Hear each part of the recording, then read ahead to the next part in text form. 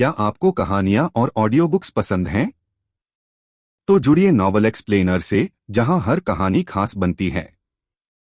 अब समय की कमी नहीं, कभी भी कहीं भी कहानियां सुने। कौन सी कहानी सुनना चाहते हैं? कमेंट में नाम लिखें। कुछ कहानियां 18 प्लस दर्शकों के लिए हो सकती हैं। कृपया इन्हें ईयरफोन लगाकर सुनें। अभी सब्सक्राइब करें। अध्याय 77 कानून। यूनक्सियाओं ने आकाश की ओर देखा, लेकिन वह धर्मी ऊर्जा के एकत्रीकरण को केवल थोड़ा सा ही देख सका। यह देखकर उसने निराशा से अपना सिर हिला दिया। शाही कॉलेज के इन शाही उपदेशकों ने इतने वर्षों तक संत की किताबें पढ़ी हैं, लेकिन अंत में यह सब व्यर्थ है। वे उन विद्वानों जितने अच्छे भी नहीं हैं। इतनी कम ऊर्जा को अवशोषित करने के मेरे प्रयास को बर्बाद करने लायक नहीं है। बजना। बिना कुछ कहे उसने तायिन की तलवार खींची और उन पर वार कर दिया। जब 5 या 6 लोगों की गर्दनें तेज ब्लेड से कट गईं, तो कई चीखें सुनाई दी। घावों से खून फव्वारों की तरह फूट पड़ा और हर जगह फैल गया। उन्होंने दोनों हाथों से अपनी गर्दनें ढक लीं, लेकिन अत्यधिक खून बहने के कारण उनकी पुतलियां धीरे धीरे फैल गईं और जल्द ही वे जमीन पर गिर पड़े और उनकी मौके पर ही मौत हो गई। सभी शाही उपदेशकों ने ठंडी सांस ली और घबराकर जल्दी से दोनों तरफ फैल गए। उन्होंने कभी नहीं सोचा था कि यूंगसियाओ महान हॉल के बाहर किसी को मारने की हिम्मत करेगा। हत्या ने उन्हें झकझोर कर रख दिया था और उनमें से किसी ने भी दोबारा चिल्लाने की हिम्मत नहीं की। यूनक्सियाओ ने अपनी तलवार हटा दी और जहां था वहीं खड़ा हो गया। उसके चेहरे की उदासीन अभिव्यक्ति से वह वध के देवता जैसा प्रतीत हो रहा था। दूसरी ओर शाही उपदेशक दुखी और क्रोधित थे, और कुछ तो धीमी आवाज में रोने भी लगे। उन्होंने उन्हें उदासीन दृष्टि से देखा, फिर भावहीन स्वर में कहा, अदालत के मामले आप विद्वानों के लिए नहीं हैं कि आप इसमें हस्तक्षेप करें। आपको दूसरों द्वारा मोहरे के रूप में इस्तेमाल किया जाता है, और फिर भी आप सोचते हैं कि आप परोपकार और धार्मिकता के लिए खड़े हैं। कितना हास्यास्पद और हास्यास्पद। वे विद्वान जो परसों मेरे पास आए और आप सभी मोहरे हैं। आपने बहुत कुछ किया है, लेकिन अदालत के मामलों पर उनका कोई प्रभाव नहीं पड़ा। और अगर आप ऐसा करना जारी रखेंगे, तो आपको पता भी नहीं चलेगा कि आप कैसे हैं। मर गया। बस आपको पढ़ाने और शोध करने के लिए इंपीरियल कॉलेज में रहना चाहिए। उसने बड़े हॉल की ओर देखा और उपहास किया, और फिर जारी रखा, इसके अलावा अगर कोंगरेनी वास्तव में धार्मिक व्यक्ति है, तो उसे आपको सिंहासन कक्ष के बाहर मेरे रास्ते में आने और उसके लिए मरने नहीं देना चाहिए था। जब उसका काम पूरा हो गया, तो वह ली चुन्यांग के पीछे पीछे हॉल में चला गया। उन्होंने जो कहा उसे सुनने के बाद शाही उपदेशकों को कुछ समझ में आने लगा। लेकिन जब उन्होंने अपने साथियों के शवों को देखा, तब भी वे दुखी थे। हॉल के बाहर जो कुछ हुआ उसे सभी दरबारियों और किन झेंग ने देखा। वे बहुत सदमे में थे, क्योंकि उन्हें उम्मीद नहीं थी कि यूनक्सियाओ इतना अभिमानी होगा। कोंगरेनी स्ट्रेचर से उठे और चिल्लाए, हे हेवंस! महामहिम, आपको इस विषय के लिए न्याय की रक्षा करनी चाहिए। आपको इन 2 राक्षसों को मौत की सजा देनी होगी। सम्राट किन झेंग गुस्से में आ गए और चिल्लाए, तुम्हारी हिम्मत कैसे हुई, ये यूनक्सियाओ? तुम मेरे ठीक सामने सिंहासन कक्ष के बाहर किसी को कैसे मार सकते हो? पहले तुमने शाही रक्षकों को मार डाला, फिर शाही उपदेशकों को। तुम बिल्कुल अराजक हो। यूनक्सियाओ अपना सिर ऊंचा करके आगे बढ़ा। उसने घुटने टेककर सम्राट को प्रणाम नहीं किया, बल्कि बस उसका हाथ पकड़कर कहा, महामहिम, मैंने कानून का पालन किया है, इसलिए मैंने इन लोगों को मार डाला। बकवास। किन यांग उछल पड़े और गुस्से से बोले, जब आप किसी को मारते हैं, तो आपको इसकी कीमत चुकानी पड़ती है। चूंकि आप महल में अपराध करने का साहस करते हैं, इसका मतलब है कि आपके मन में कानून के प्रति कोई सम्मान नहीं है। आपको फांसी दी जानी चाहिए। यूनक्सियाओ ने उसकी ओर देखा और व्यंग्यपूर्वक उपहास किया, ओह! तो महामहिम को भी कानूनों के बारे में पता है। तुम बहुत दूर चले गए। आइए देखें कि आप आज कैसे बच सकते हैं। किन यांग ने अपना सिर ऊंचा रखते हुए एक ठंडी खर्राटे ली और एक बेहतर हवा में कहा, बेशक। उस मामले में यूनक्सियाओ ने जोर से कहा, क्या कार्मिक मंत्री यहाँ हैं? रैंक में कार्मिक मंत्री बान वेनलिन बाहर निकलने से पहले एक पल के लिए घबरा गए और झिझके। मैं यहाँ हूँ। मैं आपके लिए क्या कर सकता हूँ? यंग मास्टर यूं कार्मिक मंत्री के रूप में, हालांकि उनका पद लैन होंग और ली चुनियान से कम था, फिर भी वे एक उच्च पदस्थ अधिकारी भी थे। लेकिन चूंकि उन्होंने दोनों गुटों के बीच संघर्ष में भाग नहीं लिया था और किसी को नाराज नहीं करना चाहते थे, इसलिए उन्होंने विनम्रतापूर्वक यूनक्सियाओ को यंग मास्टर यूं कहकर संबोधित किया। यूनक्सियाओ ने अपनी मुट्ठी बंद की और झुक गया। मुझे कुछ बातें समझ में नहीं आती, इसलिए मुझे आशा है कि मेरे स्वामी मुझे कुछ सलाह दे सकते हैं। बान वेनलिन ने हाथ का इशारा किया और कहा, मैं सब कान हूँ यंग मास्टर यूं। क्या मैं पूछ सकता हूं कि राज्य के कानून के अनुसार किसी को तत्काल सैन्य खुफिया सूचना देने से रोकने की सजा क्या है? यूनक्सियाओ ने किन यांग को उदासीनता से देखते हुए पूछा। मंत्री एक पल के लिए ठिठक गए, फिर भौहें चढ़ गईं और जवाब दिया, चूंकि अत्यावश्यक सैन्य खुफिया जानकारी राज्य के मामलों से संबंधित है, जो लोग इसे रिपोर्ट होने से रोकते हैं, उन्हें राज्य के कानून के अनुसार उसके पूरे परिवार को फांसी की सजा दी जानी चाहिए। हर कोई अचानक प्रबुद्ध हो गया, मन ही मन सोच रहा था कि कोई आश्चर्य नहीं कि यूनक्सियाओ चिल्लाता रहा कि उसके पास अभी रिपोर्ट करने के लिए तत्काल सैन्य खुफिया जानकारी है। ऐसा लग रहा था कि दोनों गार्ड सचमुच बिना कुछ लिए मर गए। किन यांग गूंगा हो गया था और उसका चेहरा बहुत काला पड़ गया था। उन्हें उम्मीद नहीं थी कि यूनक्सियाओ इस तरह की खामियों का इस्तेमाल करेगा। ठीक है, भले ही दोनों गार्डों ने कोई बड़ा अपराध किया हो, हॉल के बाहर उन शाही उपदेशकों के बारे में क्या? उसने ठंडे स्वर में कहा। तुम निर्दयी हत्यारे हो। वे जानकार हैं और वे खुद को दुनिया से अलग रखते हैं, खुद को युवा पीढ़ी के पोषण और राज्य के अनगिनत स्तंभों को विकसित करने के लिए समर्पित करते हैं। फिर भी तुमने बिना एक शब्द कहे उन्हें मार डाला। क्या तुमने भी कानून के प्रति अपने सम्मान के कारण ऐसा किया? तुम बहुत बुरी मौत मरे हो। कोंगरेनी ने सही समय पर रोना शुरू कर दिया।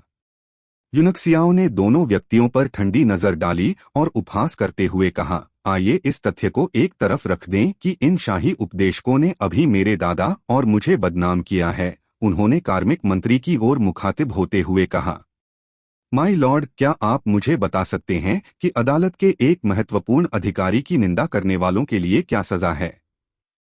बैन वेनलिन की भौहें कड़ी हो गईं। उन्होंने यूनक्सियाओ पर एक सार्थक नजर डाली और फिर कहा, अगर यह वास्तव में बदनामी है तो अपराधी की सजा सिर कलम कर दी जाएगी। किन यांग को नहीं पता था कि ऐसा कोई कानून है।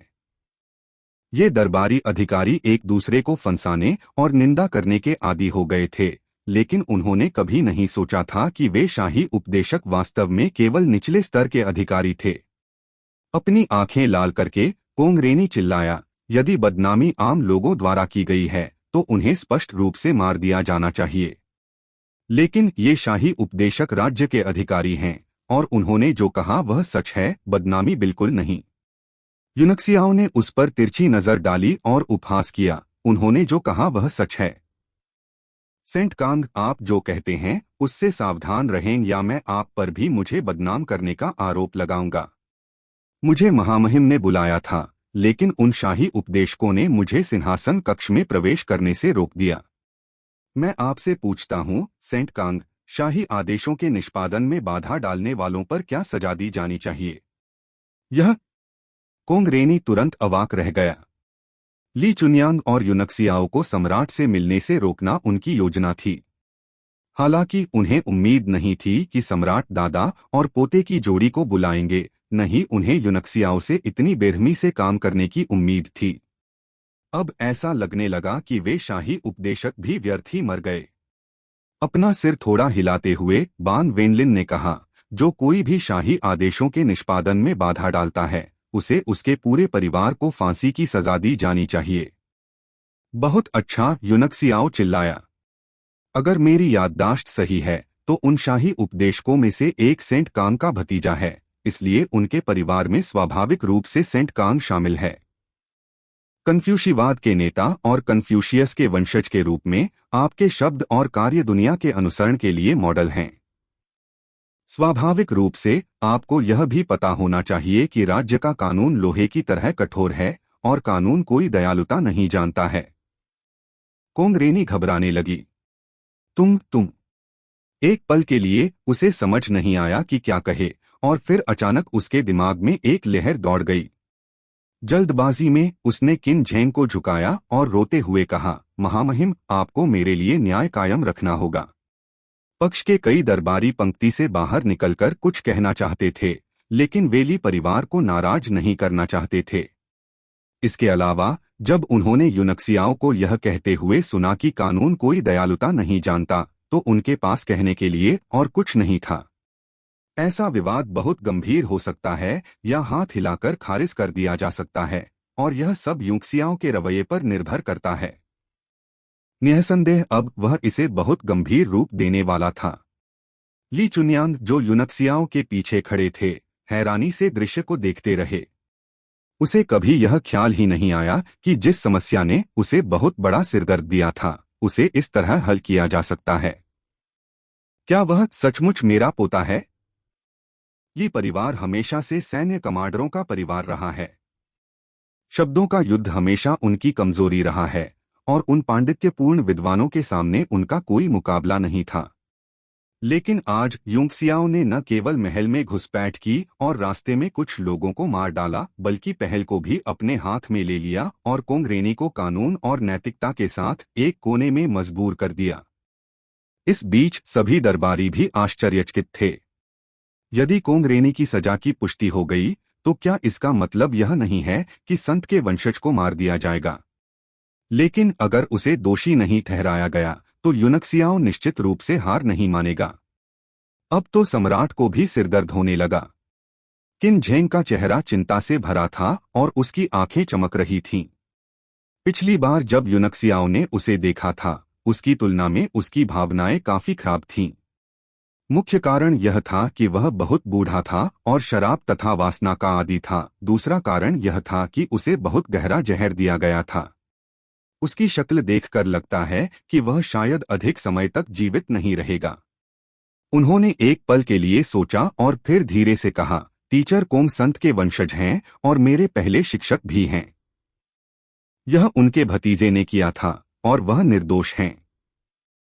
राज्य में उनके महान योगदान के लिए मैं टीचर कोंग को माफ कर देता हूं। जहां तक उनके भतीजे का सवाल है, उन्हें महल से बाहर खींचो और उनका सिर काट दो। महामहिम दीर्घायु हो। मुझे क्षमा करने के लिए धन्यवाद। कोंगरेनी प्रसन्नता से झुक गई और बार बार प्रणाम किया। यह सुनने के बाद कि उसे माफ कर दिया गया है, कोंगरेनी ने अपने भतीजे की परवाह नहीं की, बल्कि सम्राट की चापलूसी करता रहा। इससे कुछ दरबारी, जो सोचते थे कि वह निर्दोष था, उससे नाराज होने लगे। किन झेंग के निर्णय में दोनों पक्षों का ध्यान रखा गया था। कोंगरेनी को माफ कर दिया गया और यूनक्सियाओं को स्पष्टीकरण दिया गया। इसे एक बहुत ही चतुर निर्णय माना गया और सामान्य परिस्थितियों में दोनों पक्षों को संतुष्ट होना चाहिए। हालांकि यूनक्सियाओं हार नहीं मान रहा था। महामहिम, आप ऐसा नहीं कर सकते। यह ठीक इसलिए है क्योंकि सेंट कांग दुनिया के सभी लोगों का आदर्श है, इसलिए हमें कानून को और अधिक सख्ती से लागू करना होगा। इसके अलावा यदि कोई राजकुमार कानून का उल्लंघन करता है, तो उसे भी एक सामान्य व्यक्ति की तरह दंडित किया जाना चाहिए। क्या सेंट कांग एक राजकुमार से अधिक सम्मानजनक है? ली यूनक्सियाओ, आप। यह देखकर कि यूनक्सियाओ उसे मौत के मुंह में धकेलने पर आमादा था, कोंगरेनी ने गुस्से से दहाड़ते हुए कहा, महामहिम का निर्णय ऐसा नहीं है जिस पर आप सवाल उठा सकते हैं। आप स्पष्ट रूप से महामहिम को अपनी नजरों में नहीं रखते हैं। एक यूनक्सियाओं ने उसे मूर्ख की तरह देखा और उपहास किया। बेशक मैं महामहिम को अपनी नजरों में नहीं रखता। उनकी बातों से तुरंत हंगामा मच गया। यहां तक कि ली चुनयांग ने भी अपना मुंह चौड़ा कर लिया और नहीं जानते थे कि उनका पोता क्या करने वाला है। दूसरी ओर किन यू को लगा कि उसके सिर में दर्द होने लगा है। स्थिति उनके लिए अच्छी थी और यूनक्सियाओं ने कोंगरेनी को मुश्किल स्थिति में धकेल दिया था। लेकिन उन्होंने अचानक ऐसी विद्रोही टिप्पणी क्यों की? किन झेंग एक पल के लिए ठिठक गए और फिर गुस्से में आ गए। वह उछलने ही वाला था कि उसने युनक्सियाओ को अपने दिल की ओर इशारा करते हुए और सम्मानजनक दृष्टि से देखते हुए देखा। भावना से भरी आवाज के साथ युनक्सियाओ ने कहा, महामहिम को यहीं रखा जाना चाहिए। महामहिम की प्रजा के रूप में हमें महामहिम को हमेशा अपने दिल में रखना चाहिए और आपकी तरह महामहिम का उल्लेख करने के बजाय महामहिम की हर सलाह और आदेश को ध्यान से सुनना चाहिए। आपके इरादे क्या हैं? कोई आश्चर्य नहीं कि आप महामहिम के शाही आदेश की अवज्ञा करने का साहस करते हैं, क्योंकि आप महामहिम को अपने दिल में जगह नहीं देते हैं। क्या आपको लगता है कि आप अधिक हैं महामहिम से सम्माननीय? या क्या आपको लगता है कि महामहिम पर्याप्त अच्छे नहीं हैं? क्या इसका मतलब यह है कि आप चाहते हैं कि महामहिम आपको अपनी सीट दें? हर कोई फिर स्तब्ध रह गया। इससे पहले कि कोंगरेनी को शाही आदेश में बाधा डालने के अपराध से मुक्त कर दिया जाता, उसे तुरंत युनक्सियाओं द्वारा विद्रोही करार दे दिया गया। एक किसी को आंखों में बिठाना का अर्थ है किसी के प्रति सम्मान रखना। जैसा कि लेखक यहाँ आंखों शब्द के साथ खेलता है, मेरे पास इस तरह से अनुवाद करने के अलावा कोई विकल्प नहीं है। आगे पढ़े और आप समझ जाएंगे। अध्याय 78 मौत के घाट उतार देना। कोंगरेनी को लगा कि उसका सिर खाली हो गया है। वह पहले से ही क्रोध के कारण बीमार था और अब वह और भी अधिक क्रोधित था।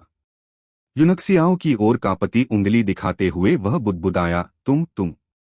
कुछ देर तक कांपने के बाद उसकी हरकतें अचानक बंद हो गईं और उसकी पुतलियां फैलने लगीं। उल्टी। अचानक उसने अपना सिर पीछे फेंका और मुंह से खून उगल दिया, जो उसके सीने में जमा सारे अवसाद और गुस्से का नतीजा था। आखिरी चाल पूरी करने के बाद वह एक जोरदार धमाके के साथ फर्श पर गिर पड़ा, जिसमें जीवन का कोई संकेत नहीं दिख रहा था। उस पीढ़ी के महान विद्वान कोंगरेनी को मौत से चिढ़ थी। पूरा हॉल सदमे में था। युनक्सियाओ हंसने के अलावा कुछ नहीं कर सका। शिक्षक कोंग वास्तव में संत के वंशज और पीढ़ी के महान विद्वान हैं। उन्होंने अपनी गलती का प्रायश्चित करने के लिए मृत्यु को चुना, जो उन्हें धार्मिकता और शर्म के बारे में जानने वाला व्यक्ति बनाता है। भले ही उन्होंने अपराध किया था, हमें उन्हें माफ कर देना चाहिए क्योंकि वह मर चुके हैं। मुझे आशा है कि महामहिम एक बुद्धिमान निर्णय दे सकते हैं। हॉल में सभी लोग एक दूसरे की ओर देख रहे थे। सभी सोच रहे थे कि युनक्सियाओ बहुत शातिर था। कोंगरेनी पहले से ही इतना चिढ़ा हुआ था कि उसकी मौत हो गई, लेकिन फिर भी उसने उसे जाने देने से इनकार कर दिया और उस पर अपराध दर्ज करने पर जोर दिया। यह लड़का छोटी छोटी शिकायत का भी बदला लेगा। मुझे उसे उकसाना नहीं चाहिए। किन झेंग ने खुद को शांत करने में कामयाब होने से पहले कुछ देर तक जोर से खांसा और कहा, युनक्सियाओ सही है। अब जब टीचर कोंग मर गया है तो जो कुछ भी हुआ उसे हम भूल जाएंगे। साथ ही चूंकि टीचर कोंग पीढ़ी के एक महान विद्वान हैं, इसलिए हमें उनके लिए एक राजकीय अंतिम संस्कार करने की जरूरत है और लोगों को शोक मनाने देना चाहिए।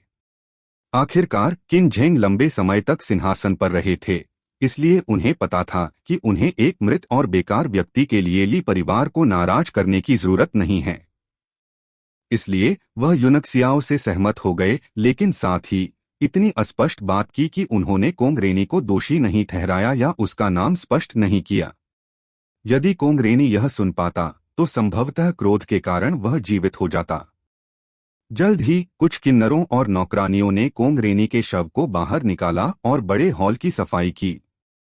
इस बीच वे शाही उपदेशक बाहर रो रहे थे, लेकिन उनमें से कई ने अभी युनक्सियाओ की बात सुनने के बाद इस घटना पर शांति से विचार करना और देखना शुरू कर दिया। बहुत लंबे समय तक बैठने से थोड़ी थकान महसूस हुई। किन झेंग अपने ड्रैगन सिंहासन पर बैठ गए और पूछा, ड्यूक जिंगगुओ, ये युनक्सियाओ, ऐसी कौन सी तत्काल सैन्य खुफिया जानकारी है जिसके कारण आप गार्डों को मारकर यहाँ आ गए? दादाजी यह दिखाने के लिए अलग हट गए कि वह आज अपने पोते को कार्यभार संभालने दे रहे हैं। परिणामस्वरूप हॉल में मौजूद सभी लोगों की निगाहें तुरंत युनक्सियाओ पर टिक गईं। उनके दिमाग में तमाम तरह के जटिल विचार कौंध गए, जबकि किन यांग का चेहरा बेहद काला पड़ गया। युनक्सियाओ ने ऊंची आवाज में कहा, व्हाइटहेड टाउन गिर गया है और बैजान के लाखों सैनिक कुंजिन को घेर रहे हैं। महामहिम, कृपया तुरंत बचाव के लिए सेना भेजें। किन झेंग चुपचाप सुनता रहा, लेकिन जब उसने पाया कि उस कथन का पालन करने के लिए कुछ भी नहीं है, तो वह थोड़ा चकित रह गया। और यूनक्सियाओ ने चौड़ी आंखों से उसकी ओर देखा और कहा, और बस इतना ही, और अब हम महामहिम के सैन्य तैनाती आदेश की प्रतीक्षा करते हैं। किन झेंग का जबड़ा टूट गया। यह वह खुफिया जानकारी नहीं है जो हमें कुछ दिन पहले मिली थी? तो यह वह जरूरी सैन्य खुफिया जानकारी है जिसका आपने उल्लेख किया था। उसके चेहरे पर गुस्से की झलक दिखी। मैं यह बहुत पहले से जानता था। किन यांग ने भी गुस्से में कहा, ली यूनक्सियाओ, आप पुरानी सैन्य खुफिया जानकारी के लिए 2 महल रक्षकों और कई शाही उपदेशकों को कैसे मार सकते हैं? आपके अपराध के लिए आपका सिर कलम कर दिया जाएगा। यूनक्सियाओ ने उस पर तिरस्कारपूर्ण दृष्टि डाली और तिरस्कारपूर्वक कहा, यहाँ लोगों के सिर काटने के बारे में बात मत करो। यदि तुम इतने महान हो तो अग्रिम पंक्ति में जाओ और बैजान के सैनिकों के सिर काट डालो। तुम्हें बस इतना पता है कि अपने ही लोगों का सिर कैसे काटना है।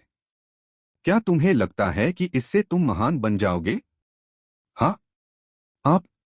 किन यांग इतने गुस्से में थे कि उन्हें समझ नहीं आ रहा था कि क्या कहें, जिससे उनकी गर्दन लाल हो गई। लेकिन उसे तुरंत याद आया कि यूनक्सियाओ की जीभ चतुर थी। बेहतर होगा कि मैं उससे बहस न करूं। यहां तक कि कोंगरेनी भी उससे इतना चिढ़ जाता था। अगर मैं उससे बहस करता हूं तो अगला नंबर मेरा हो सकता है। यह पता लगाने के बाद उसने यूनक्सियाओ पर तीखी नजर डाली, फिर अपना मुंह बंद कर लिया और बात करना बंद कर दिया। यूनक्सियाओ को ऐसा लग रहा था जैसे उसने अचानक प्रकाश पकड़ लिया हो। मैं भूल गया था कि व्हाइटहेड टाउन में गोल्डन लायन सेना आपके महामहिम की कमान के अधीन थी और उन सभी का सिर बैजान के सैनिकों ने काट दिया था। इसमें कोई आश्चर्य नहीं कि महामहिम केवल राजधानी में आपके अपने लोगों के ही सिर काट सकते हैं।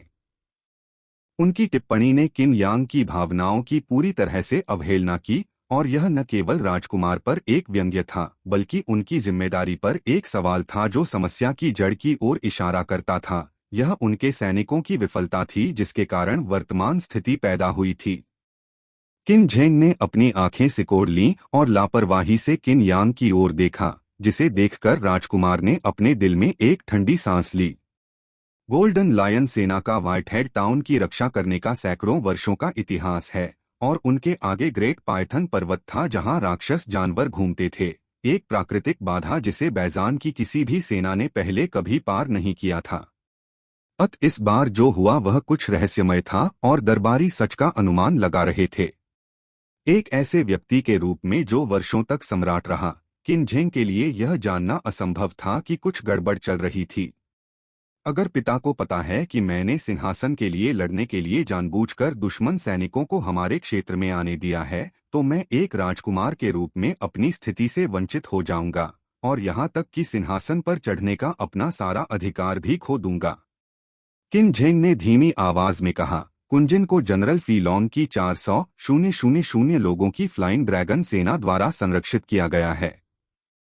भले ही दुश्मन के पास 10 लाख सैनिक हों, शहर में सेंध लगाना मुश्किल है। यही कारण है कि यहाँ हर कोई, और मैं सोचता हूँ कि सुदृढ़ीकरण के लिए यह कॉल नकली है।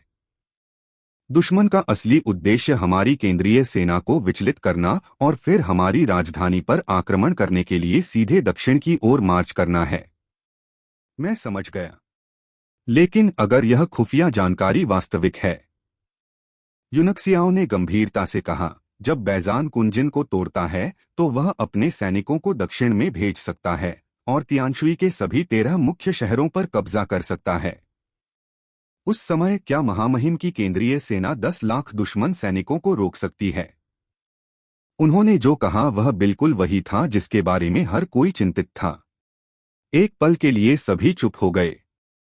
ठंडे चेहरे के साथ किन यांग ने एक दरबारी को आंख मारी। वह आदमी कांप उठा और अपने हाथ के पिछले हिस्से से अपने माथे पर आया ठंडा पसीना पोंछा, फिर रैंक से बाहर निकला और जोर से कहा, ये यूनक्सियाओ, यह तुम्हारे पिता हैं जो फंस गए हैं।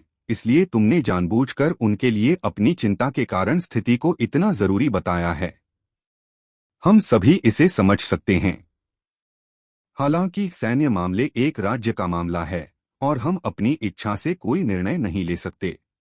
हमें अपने विकल्पों पर विचार करने के लिए अपना समय लेना चाहिए। दरबारी असहाय और बहुत घबराया हुआ था। युंगसियाओ की आक्रामकता देखने के बाद उसका दिल पहले से ही डर से भर गया था। लेकिन वह किन यांग के आदेश की अवज्ञा नहीं कर सकता था, इसलिए उसके पास बाहर खड़े रहने के अलावा और कोई विकल्प नहीं था। बजना। तायिन की ठंडी तलवार अपनी म्यान से बाहर निकली, ठंडी रोशनी की किरण में हवा को भेदती हुई दरबारी के गले की ओर इशारा करती हुई निकली। हॉल में तुरंत हंगामा मच गया क्योंकि कई गार्ड तेजी से किन झेंग के चारों ओर जमा हो गए और इधर उधर से महामहिम की रक्षा करें के नारे गूंजने लगे। उपहास के साथ युनक्सियाओ ने कहा, तुम विश्वासघाती गद्दार हो। तुम हमारे राज्य की सुरक्षा को कैसे खतरे में डाल सकते हो? सेना के मार्च करने से पहले मैं तुम्हें मार डालूंगा और अपना खून बैनर पर चढ़ा दूंगा। हिंसक रूप से खांसते हुए किन झेंग का चेहरा गुस्से से जल रहा था। ली युनक्सियाओ, सिंहासन कक्ष में अपनी तलवार निकालने की तुम्हारी हिम्मत कैसे हुई? तुम क्या करने की कोशिश कर रहे हो? महामहिम, मैं एक जरूरी सैन्य खुफिया जानकारी के साथ आया था। चूंकि यह बहुत जरूरी था, मैंने खुद को निहत्था नहीं किया है, इसलिए मैं आपसे क्षमा चाहता हूँ।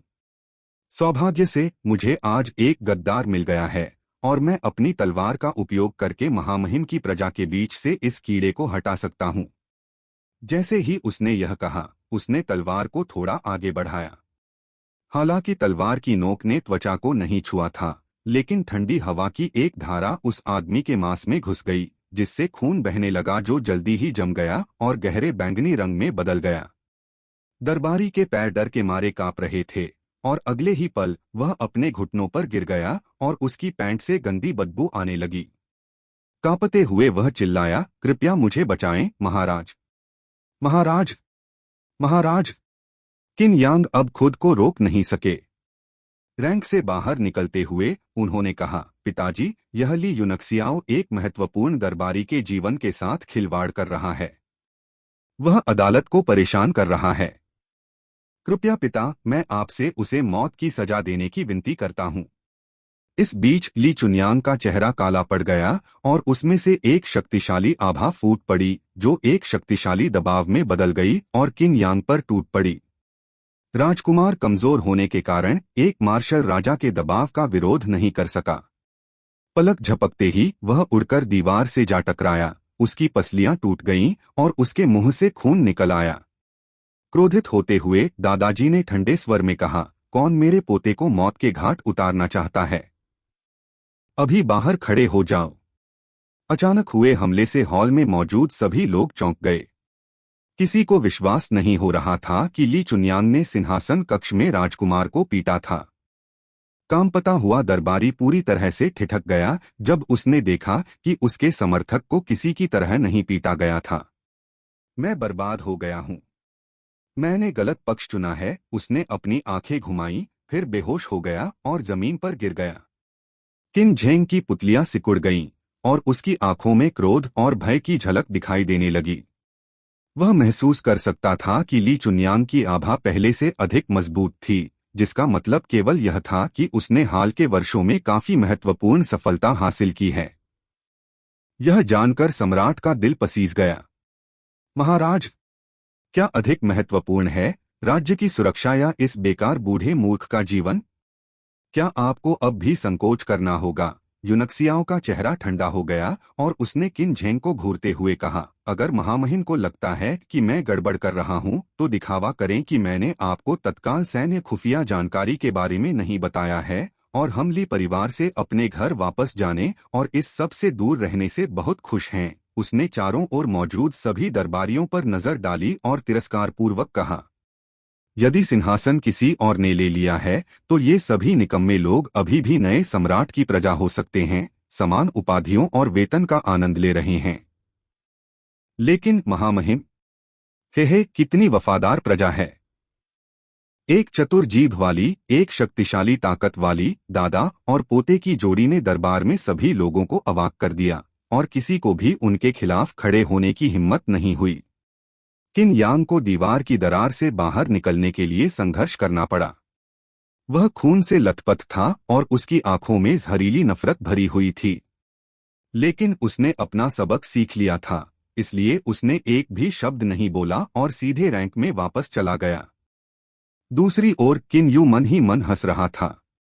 वह जो देख सकता था, अगर किन झेंग ने सेना भेजने से इनकार कर दिया तो यह बहुत संभव था कि दादा और पोते सम्राट को यहीं सिंहासन कक्ष में उखाड़ फेंकेंगे। किन झेंग का गंभीर चेहरा धीरे धीरे शांत हो गया और उसने थकान से भरी आवाज में कहा, यूनक्सियाओ सही है। उस स्थिति में मैं यह आदेश देता हूं कि ड्यूक जिंगगुओ बचाव अभियान के कमांडर होंगे। वह केंद्रीय सेना से एक सेना इकट्ठा करेंगे और आज निकल पड़ेंगे।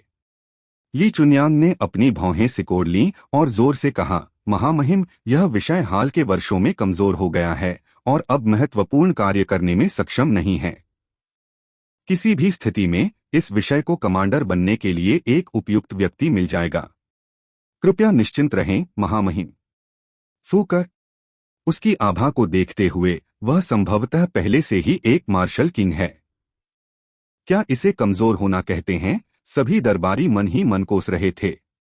किन झेंग का चेहरा काला पड़ गया था और उसने ठंडी सांस लेते हुए कहा, जो भी हो।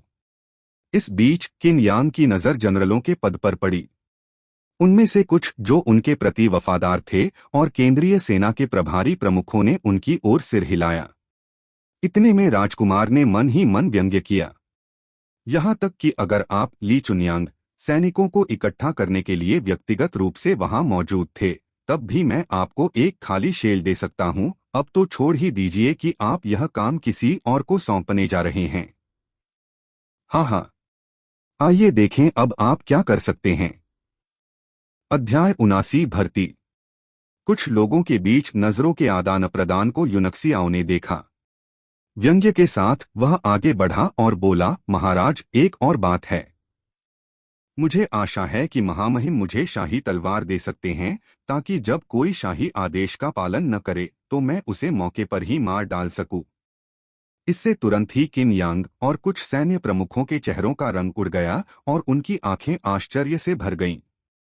यूनक्सियाओ के अप्रत्याशित कदम ने उन्हें भ्रम में डाल दिया था।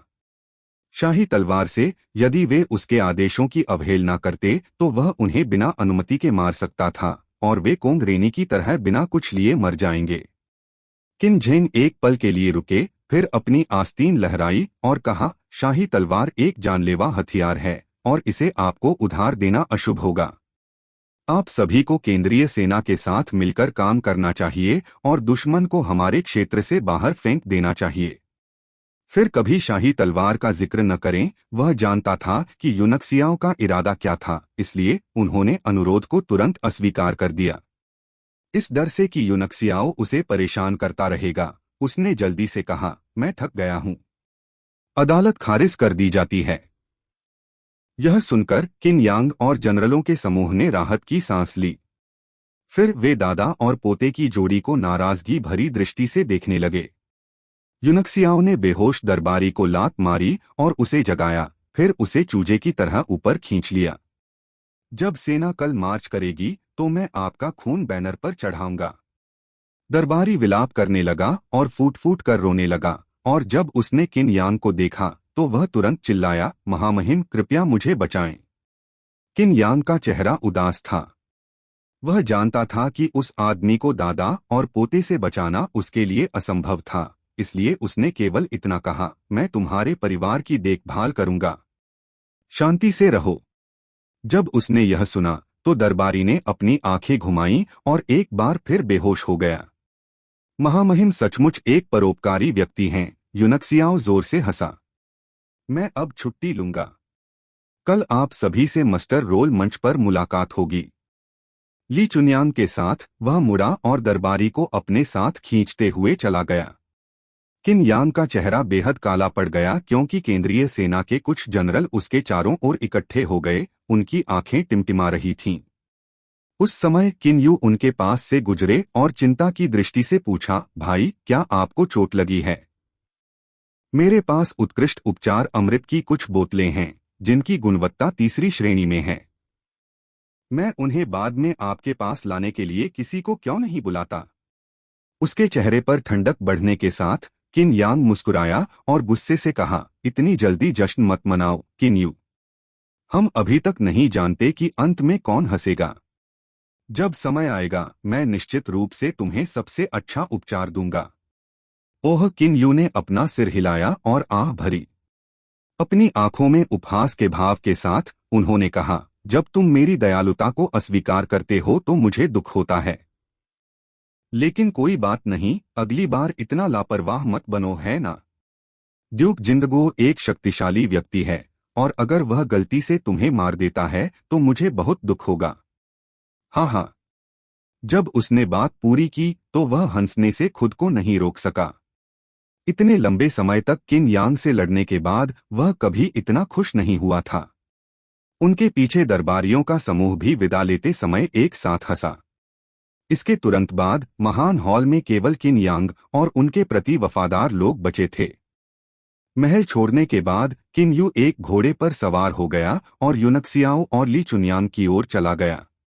उन्हें उनसे मिलने में कुछ ही समय लगा, फिर उसने किसी को दरबारी को ले जाने और कल के समारोह के लिए बंद करने का आदेश दिया। उनका चेहरा प्रशंसा से चमक उठा और उन्होंने यूंक्सियाओ को देखकर मुस्कुराते हुए कहा, यंग मास्टर यू, आपने आज जो किया है उससे पूरा कोर्ट आश्चर्यचकित है। वैसे जियालन अकादमी आज सेना के लिए छात्रों की भर्ती कर रही है। क्या आप मेरे साथ जुड़ना चाहते हैं और देखना चाहते हैं? यूनक्सियाओ ने एक पल के लिए विचार किया, फिर मुस्कुराया और कहा, ठीक है।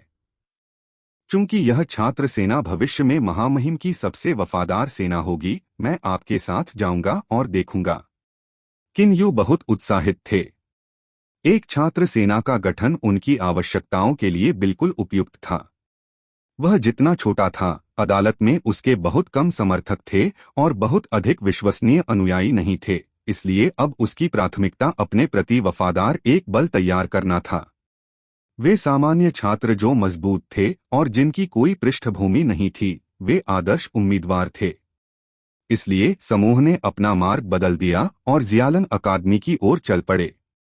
हालांकि यह एक सेमेस्टर का अवकाश था, फिर भी अकादमी में बहुत चहल पहल थी। हर साल गर्मियों के दौरान अकादमी छात्रों के चयन के लिए कुछ प्रशिक्षण मिशनों की सूची तैयार करती है। ये मिशन न केवल बहुत गहन थे, बल्कि अच्छे पुरस्कारों के साथ भी आए, जो उन छात्रों के लिए बेहद आकर्षक थे जो ज्यादातर गरीब थे। झोंग लिशान अच्छी तरह से जानते थे कि यह किन यू के लिए कितना महत्वपूर्ण था, इसलिए उन्होंने उन शिक्षकों को भर्ती प्रक्रिया से बाहर कर दिया था जो अदालत में लोगों से जुड़े थे, और केवल स्वच्छ पृष्ठभूमि वाले लोगों को प्रभारी बनाया था। किन यू ने पूरे अभ्यास की देखरेख के लिए बाई माओ को भी नियुक्त किया था। जब छात्रों ने राज्य संरक्षकों के कमांडर को देखा तो वे बेहद उत्साहित हो गए, जिसके परिणामस्वरूप पंजीकरण में तेज वृद्धि हुई। एक पंजीकरण काउंटर के सामने मेंग वू एक शिक्षक से भीख मांग रही थी।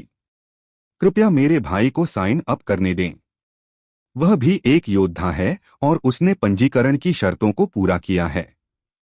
मैंने आपको बताया था, केवल अकादमी के छात्र ही साइन अप कर सकते हैं, अध्यापक ने अधीरता से कहा। और अपने भाई को देखो, उसका चेहरा हल्का हरा है और वह बहुत पतला है। वह स्पष्ट रूप से कुपोषित है। वह दुश्मन से कैसे लड़ सकता है? अब पीछे हट जाओ और दूसरों को पीछे मत रोको। कुपोषित मेंगबाई ने शिक्षक की ओर देखा और मेज पर हाथ मारा। मैं प्रतिदिन आधा मेमना खाता हूं। आप कैसे कह सकते हैं कि मैं कुपोषित हूं? उनके आसपास के छात्र जोर जोर से हंसने लगे।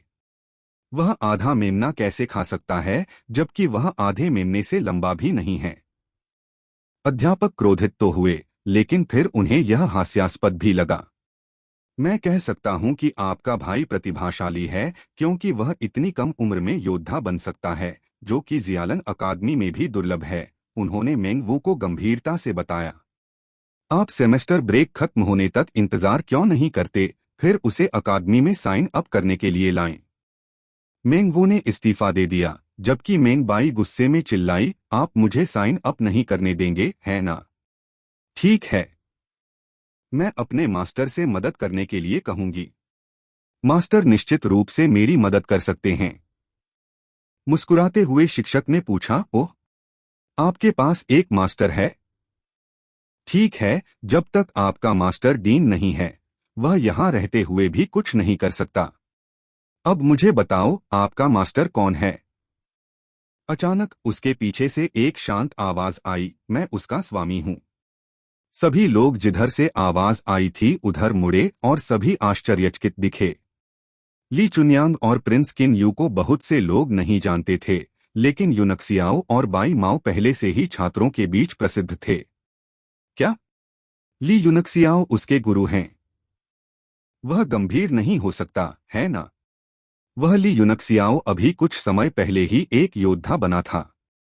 यह कहना मुश्किल है। ली यूनक्सियाओ काफी मजबूत है। क्या आप भूल गए हैं कि वह वही है जिसने लैन जुआन को एक चाल से हराया था? मजबूत? हाँ, ऐसा इसलिए है क्योंकि उसका परिवार समृद्ध और शक्तिशाली है, इसलिए वह बहुत सारे संसाधनों तक पहुंच सकता है और मार्शल तकनीकों को उन्नत कर सकता है। अगर मैं ली परिवार का युवा मास्टर होता, तो मैं बहुत पहले ही मार्शल लॉर्ड बन गया होता। आप सिर्फ ईर्ष्यालु हैं। मेरे लिए अमीर और शक्तिशाली होना एक आदमी की ताकत का हिस्सा है। आपने जो कहा उसे सुनने न दें, अन्यथा आपको गंभीर कीमत चुकानी पड़ेगी। जैसे ही मेंग बाई ने यूनक्सियाओ को देखा, वह खुशी से दौड़ी और चिल्लाई, मास्टर, मुझे पता था कि जब मुझे आपकी जरूरत होगी तो आप आएंगे। यह बूढ़ा आदमी मुझे साइन अप करने से मना कर देता है। मेंग वो भी उसे देखकर खुश हुई, लेकिन उसके चेहरे पर घबराहट के भाव थे। यंग मास्टर यूं, वह उसके पास गई और धीमी आवाज में अभिवादन किया। ली चुनयांग ने आश्चर्य से कहा, आपने एक शिष्य को शामिल कर लिया है? उन्होंने मेंग बाई पर कुछ नजर डाली, फिर तुरंत कहा, हाँ, यह लड़का इतना छोटा है और फिर भी वह पहले से ही एक योद्धा है। क्या वह 15 साल का भी है? उसका चेहरा इतना पीला और कुपोषित क्यों है? वह एक उत्कृष्ट शिष्य है। आपको उसे और अधिक खिलाना चाहिए था। इस उम्र में एक लड़के को अपने शरीर को विकसित करने के लिए बहुत सारे पोषण की आवश्यकता होती है। यहाँ आओ, लड़के, दादाजी तुम्हें कुछ पैसे देंगे। जाओ और कुछ मांस खरीदो। मेंग बाई को लगा कि उसके चेहरे पर खून बह रहा है। तुम कौन हो, बूढ़े आदमी? तुम बहुत असभ्य हो, उसने गुस्से से कहा। मेरे पास बहुत पैसा है। और आप कैसे कह सकते हैं कि मैं कुपोषित हूं? तब जाकर पंजीकरण प्रभारी शिक्षक को होश आया।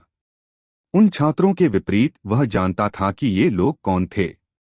जल्दबाजी में वह दौड़कर आया और अभिवादन किया। रोंगजी प्रिंस किन यू, ड्यूक जिंगगुओ और कमांडर बाई को बधाई देता है। Please subscribe the novel explainer channel. क्या? यह युवक प्रिंस किन यू है? वह बूढ़ा आदमी ड्यूक जिंगगुओ है? उनके आसपास के छात्र चिल्लाने लगे, जबकि मेंग बाई का चेहरा एक पल में पीला पड़ गया। ड्यूक जिंगगुओ? क्या इसका मतलब यह है कि वह मास्टर के दादा हैं? लेकिन अभी मैं... पिताजी!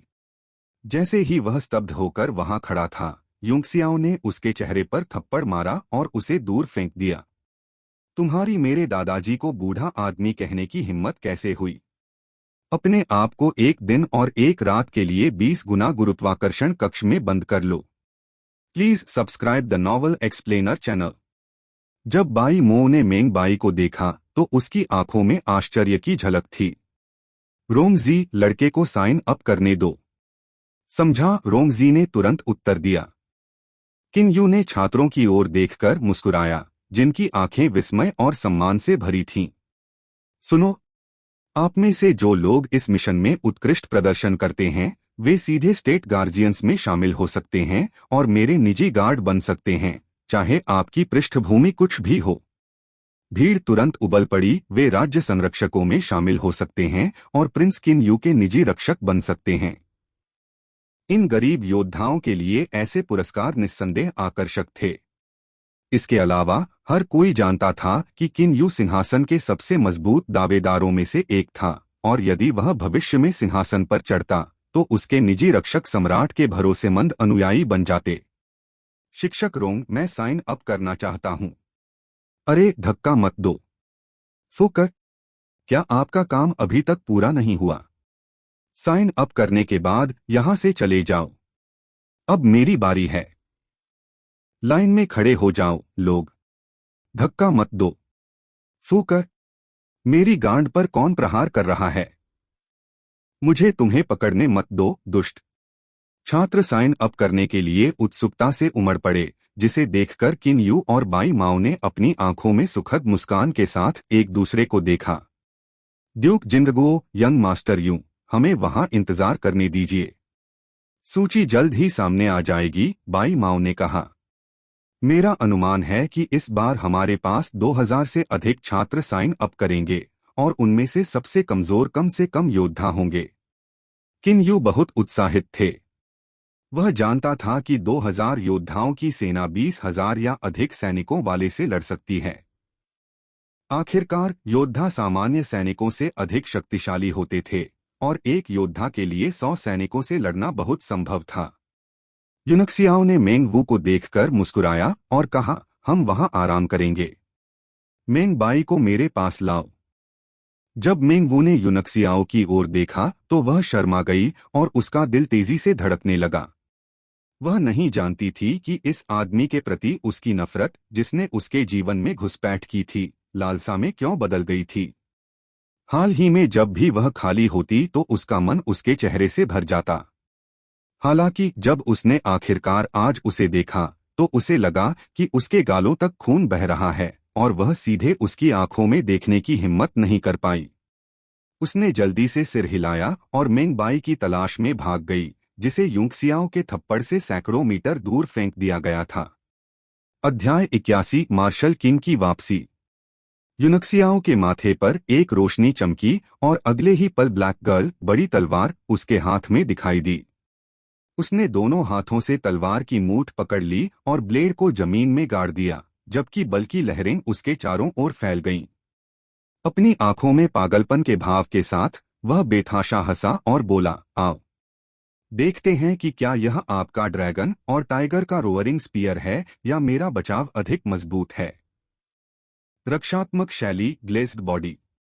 उसकी बढ़ती लड़ाई की इच्छा के तहत प्रकाश की धाराएं प्रकट होने लगीं और उसकी त्वचा पर घूमने लगीं, और उसका शरीर थोड़ा पारदर्शी हो गया, जिससे वह एक चमकदार लालटेन जैसा दिखने लगा। तानाशाह बॉडी टैंपरिंग तकनीक को विकसित करने के बाद भौतिक शरीर की ताकत को 3 स्तरों में विभाजित किया जाएगा: ग्लेज्ड बॉडी, टायरेंट बॉडी और अविनाशी शरीर।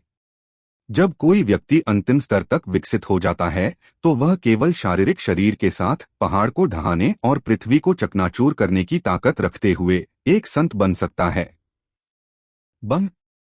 ड्रैगन और बाघों की कई परछाइयां दहाड़ने लगीं और यूनक्सियाओं को घेर लिया।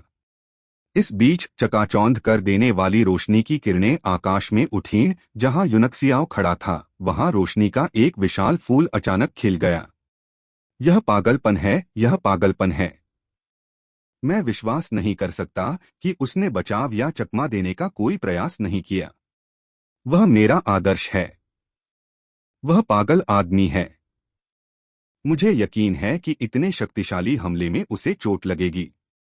भले ही वह गंभीर रूप से घायल हो गया हो, फिर भी वह मेरा आदर्श रहेगा। ली यूनक्सियाओ बहुत अच्छा है, बहुत सुंदर है। जब यूनक्सियाओ प्रकाश के फूल के मुरझाने के बाद फिर से प्रकट हुआ तो उपस्थित सभी लोग आश्चर्यचकित थे और अविश्वास में डूबे हुए थे। सभी को यह देखकर आश्चर्य हुआ कि वह साफ सुथरा दिख रहा था और उसके कपड़े धूल रहित थे।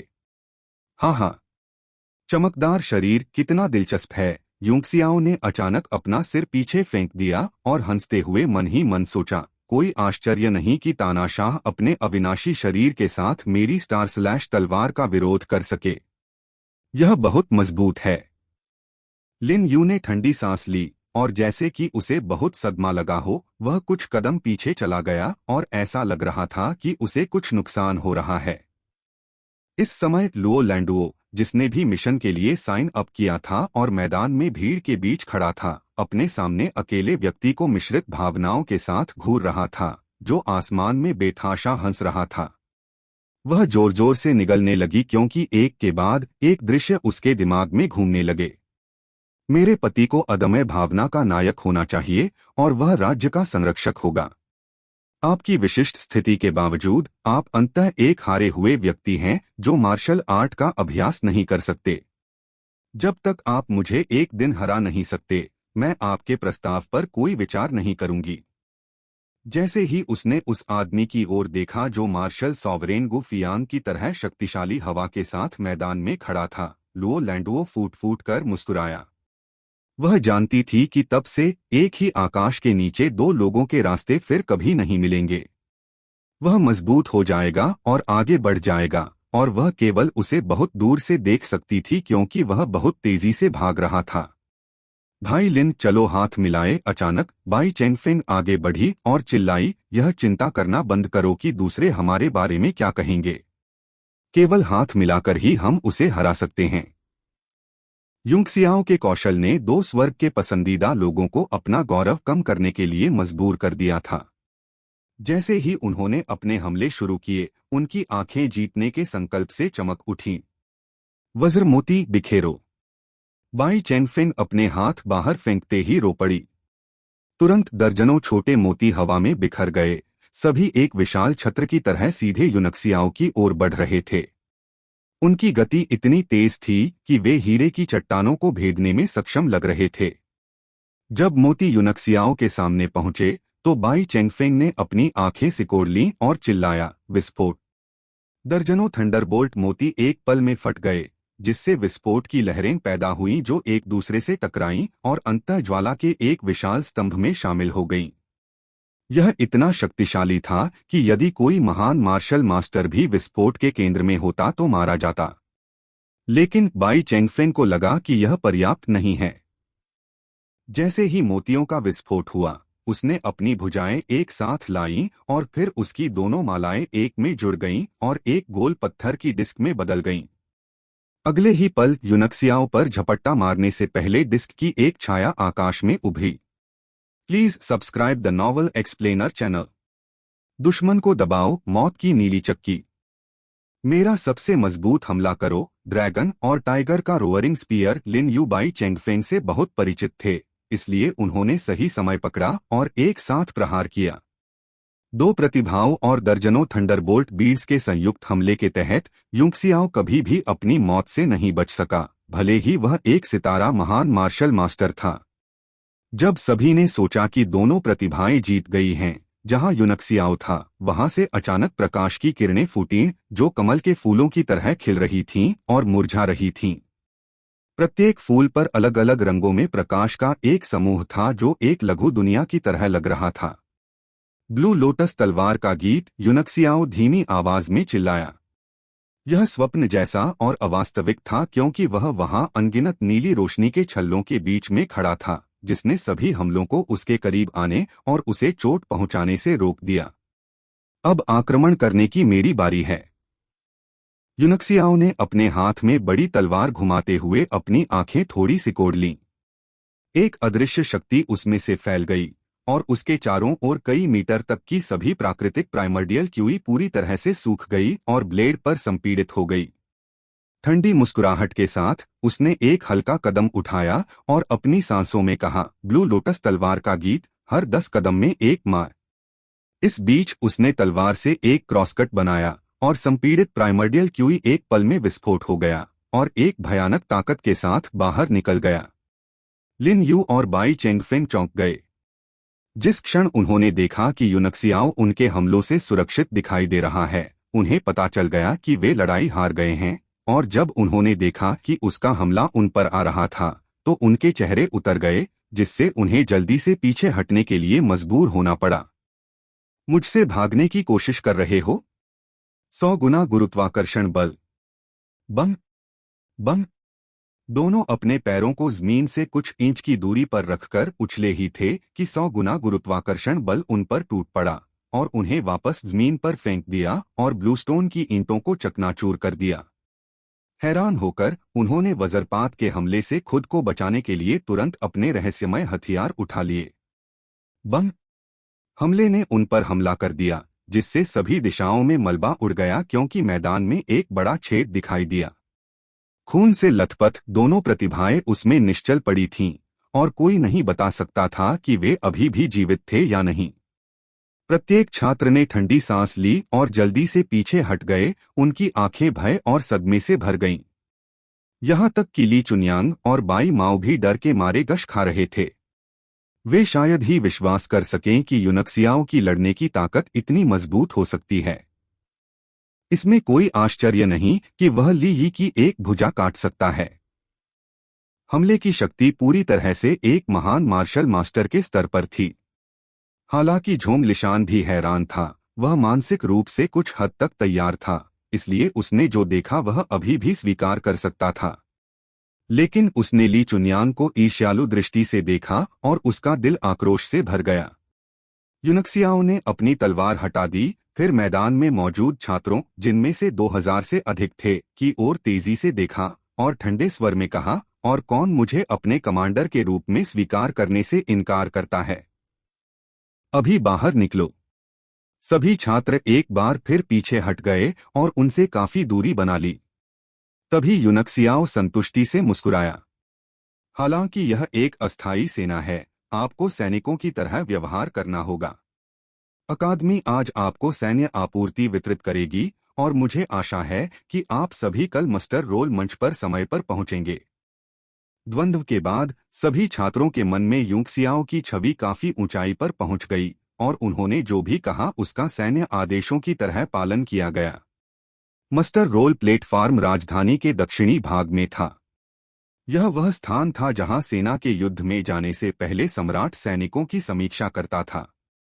लेकिन जाहिर तौर पर किंग झेंग आज अच्छे मूड में नहीं थे, क्योंकि वह मंच पर नहीं दिखे, जिससे ली चुनयांग अपनी आंखें बंद करके अकेले बैठे रहे। उनके हाथ में सैन्य तैनाती का आदेश था। किन यूक, यूनक्सियाओ और कुछ अन्य लोग उसके नीचे चुपचाप खड़े थे। मंच के नीचे साफ सुथरी पंक्तियों में खड़े 2000 छात्रों के अलावा और सभी कवच पहने हुए 1 दर्जन जनरलों और लगभग 3000 सैनिकों के विपरीत खड़े थे, जो या तो बूढ़े थे, कमजोर थे या अपंग थे। ये सभी जनरल ली फैमिली के गुट से थे। किन झेंग की जानबूझकर की गई व्यवस्था के तहत उन्हें सेना में अलग कर दिया गया। इसलिए यद्यपि उनकी स्थिति प्रमुख थी, उनके हाथों में कोई वास्तविक शक्ति नहीं थी। हमें क्या करना चाहिए, महाराज? अब समय बीत चुका है और मुझे नहीं लगता कि कोई और आदमी आएगा, हान बाई के पिता हान कियानफैंग ने गुस्से में कहा। मेरी राय में भले ही हमें केंद्रीय सेना का समर्थन न मिले, फिर भी हम 5000 विशिष्ट सैनिकों की इस सेना के साथ मार्च कर सकते हैं। ली चुनयांग ने अपनी पलकें थोड़ी ऊपर उठाईं, जिससे उनकी धुंधली आंखें दिखाई देने लगीं। मंच के बाईं ओर एक आदमी की ओर मुड़ते हुए उन्होंने कहा, कमांडर जियो, आप शुरू कर सकते हैं। अपनी आंखें सिकोड़कर जियो क्विंगवांग ने मंच पर छलांग लगाई और चमकीले नीले आकाश की ओर देखा। अचानक उसने अपनी सारी प्राइमर्डियल क्यूई को अपने डेंटियन पर इकट्ठा कर लिया और अगले ही पल उसकी आवाज उसके मुंह से निकली, जो आकाश में राजधानी के हर कोने में फैल गई और पूरे शहर को हिलाकर रख दिया। राज्य के संरक्षक आधी अगरबत्ती जलने में लगने वाले समय के भीतर मस्टर रोल प्लेटफॉर्म के नीचे इकट्ठा हो जाएं। जो कोई भी समय पर नहीं पहुंचेगा उसे आदेश की अवहेलना माना जाएगा और तदनुसार दंडित किया जाएगा। एक पल के लिए राजधानी में हर किसी ने, चाहे राजकुमार हो या रईस, फेरी वाले हो या नौकर चाकर, भयभीत होकर अपना सिर उठाया और आकाश की ओर देखा। भगवान जैसी आवाज ने सभी को वह करने से रोक दिया जो वे कर रहे थे, उनके दिलों में भय पैदा कर दिया। यह जियो क्विंगवांग है, गाओ फेंग ने झटके से अपना सिर ऊपर उठाया। उसकी आंखें भय से भर गईं और वह अनायास ही बड़बड़ाने लगा, वह ठीक हो गया है। वह वास्तव में पूरी तरह से ठीक हो गया है। और उसकी शक्ति, यह पहले से कहीं अधिक मजबूत है। ली यूनक्सियाओ ने वास्तव में उसे ठीक कर दिया है। किन यांग भी भयभीत थी। उनका चेहरा उदास था और उन्होंने ठंडे स्वर में कहा, तो क्या हुआ अगर वह ठीक हो गए हैं?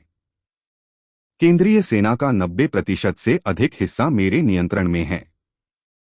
क्या वह दुश्मन से लड़ने के लिए राज्य संरक्षकों की 5 इकाइयों को इकट्ठा करना चाहते हैं? गाओ फेंग के भयभीत चेहरे को देखते हुए उसने भौहें चढ़ा दी और कहा, चूंकि आप बहुत चिंतित हैं, चलो चलें और देखें कि मेरा भाई इस बार क्या करना चाहता है।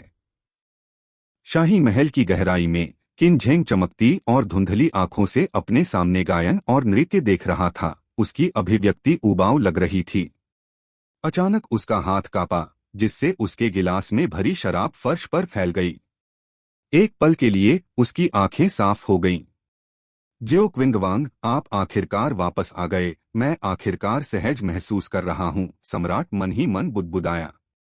प्रधानमंत्री निवास में लैन होंग ने भी चेहरे पर विस्मय के साथ आकाश की ओर देखा। पिताजी, लैन गुआंग ने आश्चर्य से कहा, क्या वह आवाज अभी अभी थी? लैन होंग ने एक पल के लिए सोचा और फिर कहा, यह वास्तव में जो क्विंगवांग है। 5 साल की चुप्पी के बाद तियानशुई का नंबर 1 मार्शल आर्ट योद्धा आखिरकार वापस आ गया है। ऐसा लगता है कि इस बार भाग्य का संतुलन झुकना शुरू हो गया है। अध्याय 82, एक योद्धा राजा की शक्ति। पिताजी, क्या आपका मतलब है? लैन गुआंग ने आश्चर्यचकित होकर कहा। पिता ने एक लंबी सांस ली और कहा, कल लेडी जियांग का जन्मदिन है। किसी को तैयार करवाओ और महल में एक उदार उपहार भेजो। ऐसा लगता है कि लैन गुआंग समझ गया है। लेडी जियांग किन यू की जन्मदात्री मां थीं। लैन होंग के चेहरे पर अचानक मुस्कुराहट का एक निशान दिखाई दिया और उसने खुद से कहा, ऐसा लगता है कि ली परिवार हमें आने वाले कई वर्षों तक दबाने जा रहा है। लेकिन क्या उनकी सेवाओं की अब आवश्यकता नहीं होने के बाद उन्हें अलग कर दिए जाने से उन्हें काफी कष्ट नहीं हुआ है? किन्हुई नदी पर बने एक तैरते रेस्तरां में 2 आदमी शराब पी रहे थे। उनके आसपास 1 दर्जन सुंदर कपड़े पहने लड़कियां बैठी थीं और उन्हें खुश करने के लिए शर्मीली हरकतें कर रही थीं। बाईं ओर का व्यक्ति मार्शल पोशाक पहने हुए था और सुंदर लग रहा था। उसकी बाहों में 2 लड़कियां थीं और वह अपने हाथों से उनके कोमल स्थानों को मसल रहा था। हमें उसली यूनक्सियाओं को धन्यवाद देना चाहिए, वह हंसे। उसने जो किया उसके बाद वे विद्वान जो खुद को प्रतिभाशाली और रोमांटिक होने का दावा करते थे, वे सभी अपने गृहनगर वापस चले गए और हमारे चयन के लिए सर्वोत्तम सुंदरियों को यहीं छोड़ दिया। दाहिनी ओर वाले व्यक्ति के चेहरे पर चोट का निशान था। अपनी आंखों में तिरस्कार की दृष्टि के साथ उन्होंने कहा, मुझे विश्वास नहीं हो रहा है कि उन कमजोर और पांडित्यपूर्ण विद्वानों में ली परिवार को भड़काने का साहस था। उन्होंने इसके लिए कहा, और वह पुराना धुंधला कुंग। हालांकि उन्होंने राजनीति और भौतिक गतिविधियों से अलग होने का दावा किया था, अंततः बड़े राजकुमार द्वारा उनका इस्तेमाल किया गया और उन्होंने खुद को मार डाला। ठीक है, अदालत में जो कुछ भी हुआ उसका हमसे कोई लेना देना नहीं है। सुंदर आदमी हंसा। मुनाफे से अंधे होकर गांव फेंग बड़े राजकुमार की सहायता कर रहा है, जबकि बाई माओ प्यार के कारण छोटे राजकुमार के पीछे खड़े होने को तैयार है। मेरी राय में लो युनशांग, आप और मैं एक बेहतर, स्वतंत्र और आसान जीवन जी रहे हैं। और लड़कियों के लिए हमारे साथ लड़ने वाले उन घृणित विद्वानों के बिना यह जीवन अब और भी बेहतर है। दूसरा आदमी हंसा। फिर उन दोनों ने शराब को टोस्ट किया और अपने गिलासों में डाल लिया। जल्द ही उनके हाथ पहले से ही लड़कियों की टांगों के बीच में थे, जिससे कमरा तेजी से खड़खड़ाहट और मोहक कराहों से भर गया। अचानक वे कांपने लगे क्योंकि जियो क्विंगवांग की आवाज आकाश में गूंज उठी, जिससे तैरता हुआ रेस्तरां हिल गया और लड़कियां अपने पैरों से उछल पड़ी। नदी की सतह पर ऊंची ऊंची लहरें बह रही थीं, मानो कोई तूफान आ रहा हो। दोनों व्यक्तियों ने भयभीत होकर एक दूसरे को देखा, फिर एक साथ आकाश की ओर देखा। अगले ही पल रेस्तरां में मौजूद दर्जनों सुंदरियों ने पाया कि दोनों आदमी गायब हो गए थे और मेज पर केवल सोने के सिक्कों का ढेर देखा। जयकार करते हुए लड़कियों ने खुद को सोने पर झोंक दिया। किन यांग और गाओ फेंग सबसे पहले पहुंचे। जियो क्विंगवांग को देखकर, जिसका चेहरा ठंडा और गंभीर था, गाओ फेंग को अपने दिल की धड़कन महसूस हुई। वह मंच के सामने चला गया और अभिवादन करते हुए अपनी मुट्ठी बंद कर ली। राज्य संरक्षकों की पहली इकाई के कमांडर गाओ फेंग शुभकामनाएं देते हैं, मेरे प्रभु। बड़े राजकुमार ने भीड़ पर ठंडी नजर डाली, फिर मंच के दूसरे छोर पर चला गया जहां वह आराम से बैठ गया और टूटे हुए सैनिकों की सेना को अपने चेहरे पर घृणा भरी नजर से देखता रहा। राज्य संरक्षकों की दूसरी इकाई के कमांडर वांग सुगुआन शुभकामनाएं देते हैं, मेरे प्रभु। राज्य संरक्षकों की पांचवीं इकाई के कमांडर जियो चेन शुभकामनाएं देते हैं, मेरे प्रभु। एक ही समय में दो आवाजें आईं और जब भीड़ उनकी ओर मुड़ी तो दो आदमी पहले ही मस्टर रोल प्लेटफॉर्म के नीचे उतर चुके थे। वे कोई और नहीं बल्कि दो अधेड़ उम्र के आदमी थे जो अभी अभी फ्लोटिंग रेस्तरां में अपने समय का आनंद ले रहे थे। इस बीच लुओ युनशांग और बाई माओ, जो मंच के बाईं ओर बैठे थे, अपने पैरों पर खड़े हुए और उनके बगल में खड़े होकर चले गए। राज्य संरक्षकों की तीसरी इकाई के कमांडर बाई माओ शुभकामनाएं देते हैं, मेरे प्रभु। राज्य संरक्षकों की चौथी इकाई के कमांडर लुओ युनशांग शुभकामनाएं देते हैं, मेरे प्रभु।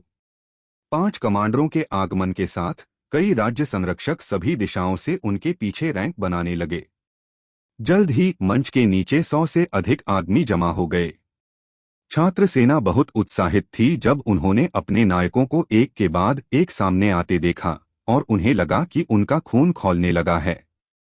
Please subscribe the novel explainer channel. Jio Qingwang ने अपनी आंखें उठाईं।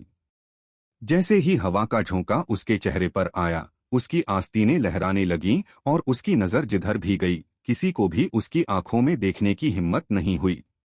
एक राज्य संरक्षक का कर्तव्य राज्य की रक्षा करना है जब तक कि उसका दिल धड़कना बंद न कर दे, उसने ठंडे स्वर में कहा।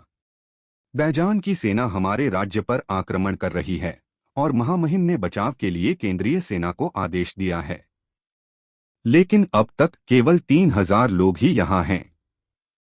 इसलिए किन यांग के चेहरे पर व्यंग्य का संकेत था और उसने मन ही मन सोचा, तो क्या इसलिए आप इन राज्य संरक्षकों को युद्ध लड़ने के लिए कह रहे हैं? उनमें से केवल 100 के साथ? हाँ, भले ही वे सभी मार्शल मास्टर हों, वे 1 लाख से अधिक सैनिकों वाली सेना के सामने बेकार होंगे। अचानक जियो क्विंगवांग की आंखें भयानक हत्या के इरादे से चमक उठीं और उन्होंने चिल्लाते हुए कहा, इसलिए केंद्रीय सेना के सभी 124 जनरलों ने शाही आदेश की अवज्ञा की है, एक अपराध जो उनकी मौत का कारण बनता है। मैं चाहता हूं कि आप उन्हें पकड़कर यहां लाएं, जहां उन्हें मार दिया जाएगा। इसने तुरंत सभी को चौंका दिया। किन यांग अपनी कुर्सी से उछल पड़े और गुर्राए, तुम्हारी हिम्मत कैसे हुई जियो क्विंगवांग?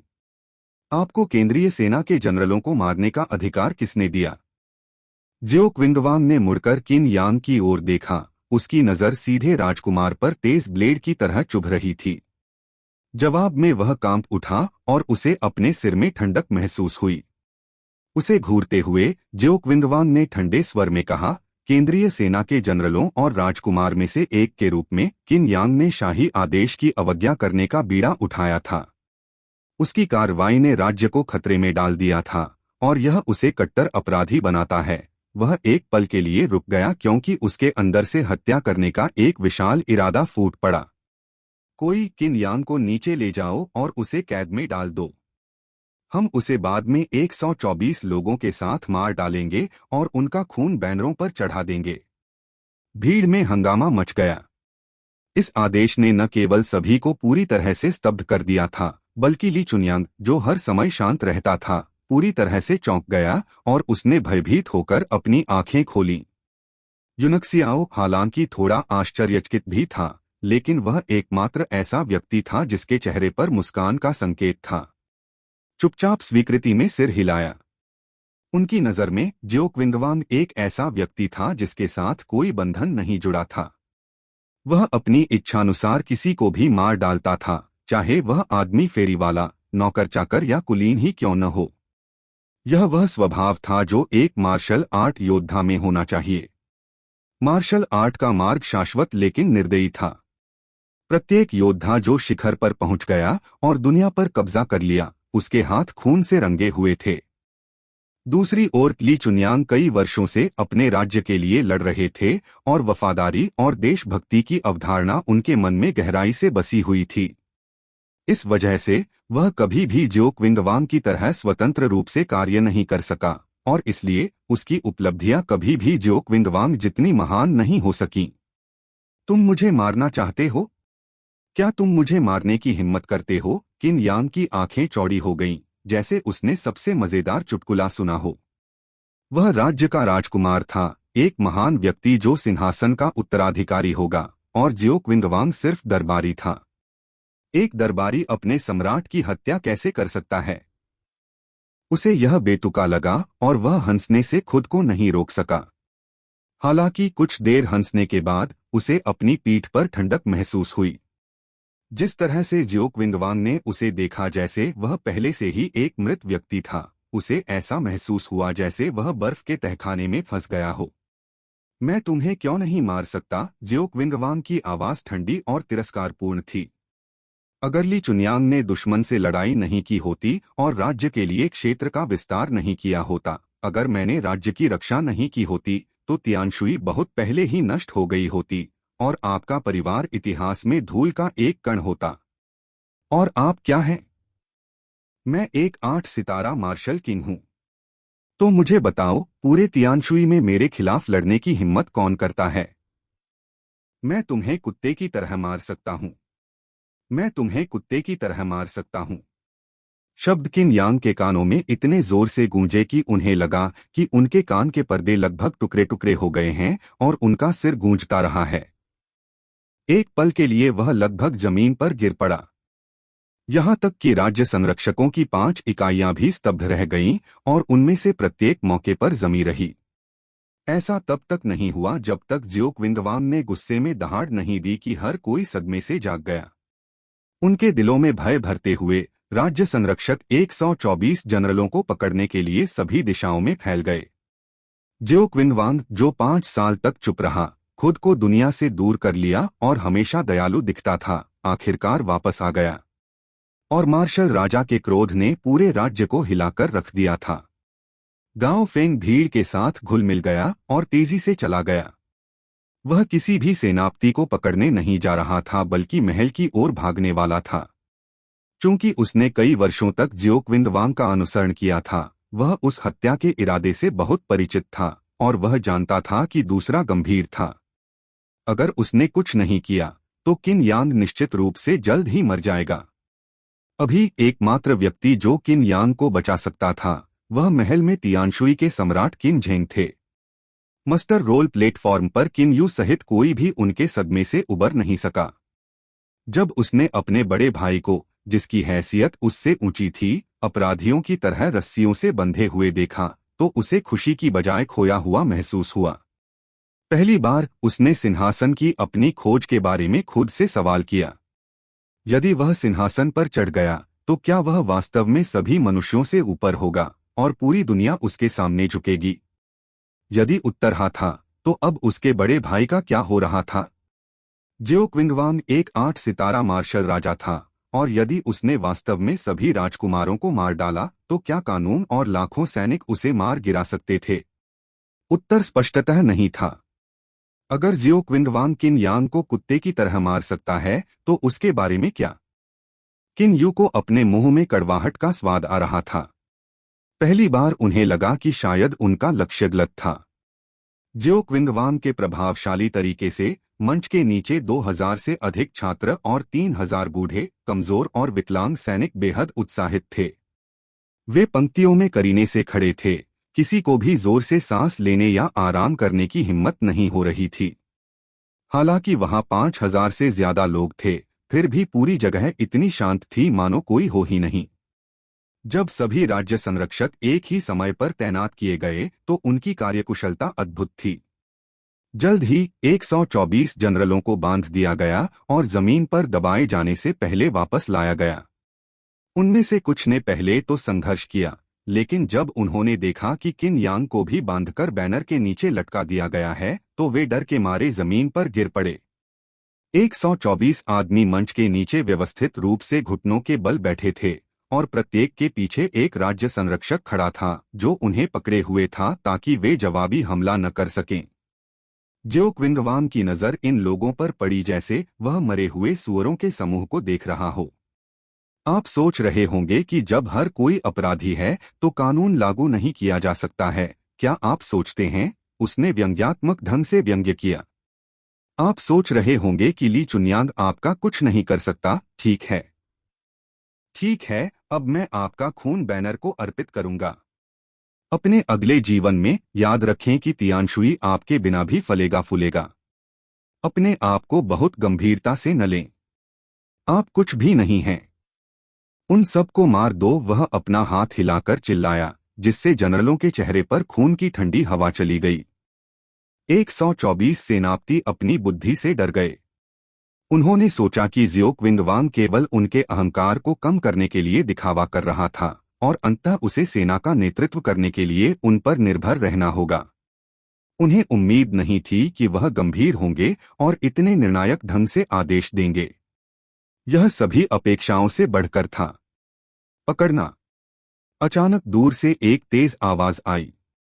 लगभग उड़ने जैसी गति से गाओ फेंग मंच की ओर भागा, फिर घुटनों के बल बैठ गया और दोनों हाथों से एक शाही आदेश पकड़ लिया। वह बुरी तरह हांफने लगा और उसके कपड़े पहले ही पसीने से भीग चुके थे।